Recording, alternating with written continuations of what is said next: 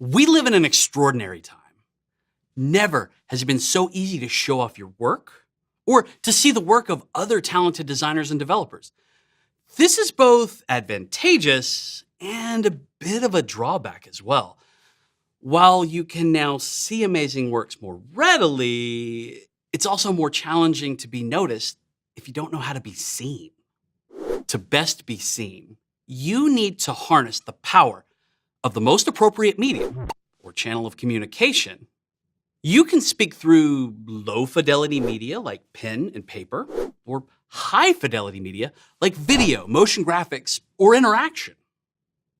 We'll touch later on the advantages of different sites like Dribbble or GitHub to best show off your work. But for now, let's look at an example of a successful portfolio. We're looking at the work of a colleague of mine, a very talented design researcher at IBM by the name of Gabby Campagna. The crucial stuff of a portfolio is in the showing of the work itself.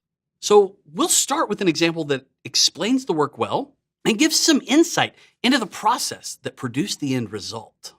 Gabby is using a platform like Squarespace to show off her work since she's not as familiar with the coding side of things. You'll notice that we know her name, her role, and can access previews of her work immediately upon landing at her site. We'll define a checklist of these must-haves in a later course. Let's choose her Erlenmeyer project to look at how you could show your work.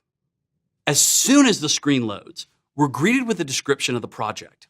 Gabby not only touches on the nature of what her team created, but she also explains the impact of the project by pointing out that it led to presenting to Fortune magazine and a subsequent pitch to IBM's C-suite.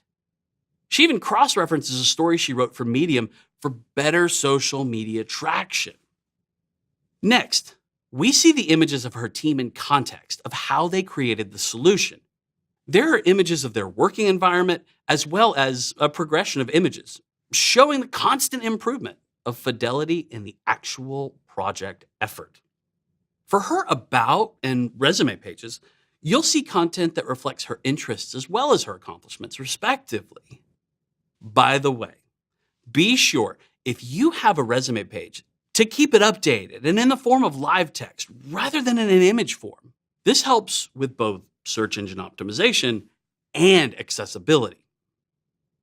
Now that we've started dissecting what makes for a good portfolio, we'll discuss in our next video how your process and personality can inspire those who are interacting with your portfolio to become more excited about actually meeting and potentially working with you.